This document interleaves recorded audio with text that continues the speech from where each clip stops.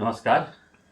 आज हम लोग इस वीडियो में जानने का प्रयास करेंगे कि प्रम्बानन मंदिर जो इंडोनेशिया में है और हाल में चर्चा में रहा है क्योंकि हमारे प्रधानमंत्री वहाँ की यात्रा पर थे, तो वह उस मंदिर की क्या विशेषता है। तो दरअसल अगर देखा जाए इंडोनेशिया जो देश है, उस देश में सबसे बड़ा हिंदू मंदिर यही है और यह वास्तव में जो है वह कहाँ है, तो जावा नाम के एक द्वीप पर उसके लगभग मध्यवर्ती भाग में स्थित है।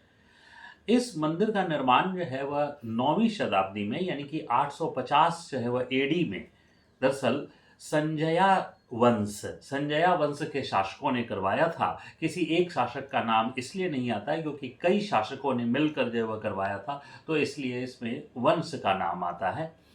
और 1991 में इस मंदिर को यूनेस्को ने अपने जो वह विश्व धरोहर सूची, जो सांस्कृतिक धरोहर स्थल की सूची होती है, उसमें शामिल किया।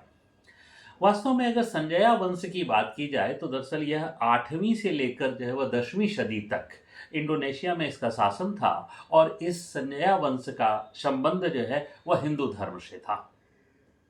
वास्तव में यह इस मंदिर के अंदर जो है वह देखा जाए तो सनातन धर्म के 3 जो प्रमुख देव हैं, यानी भगवान शिव, उसके बाद भगवान विष्णु और भगवान ब्रह्मा, इन तीनों को यह समर्पित मंदिर है। और इस मंदिर में कुल जो है वह 240 जो है वह संरचनाएं हैं, यानी अलग अलग, इसके अलावा 3 मंदिरों के अलावा भी और भी देवताओं को समर्पित मंदिर हैं। तो इसमें से जो है वो 240 जो है वो मंदिर छोटे बड़े मिलाकर जो है वह देखा जाए तो 240 मंदिर है, जिसमें से सबसे प्रधान मंदिर जो है वह भगवान शिव का जो है वह है। सबसे प्रधान मंदिर भगवान शिव को समर्पित है। और इस मंदिर की एक और विशेषता जो सामने देखने को मिलती है वह कि इस मंदिर की दीवारों पर पत्थरों के ऊपर, यानी पत्थरों के ऊपर रामायण की कथा को उकेर दिया गया है। और इस रामायण की कथा में जो मूल उल्लेख है वह उल्लेख है भगवान राम के वनवास से लेकर रावण वध तक की कथा का वर्णन इसमें प्राप्त होता है।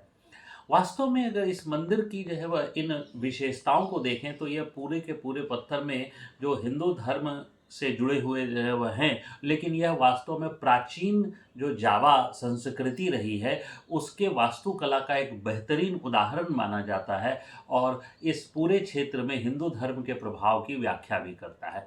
धन्यवाद।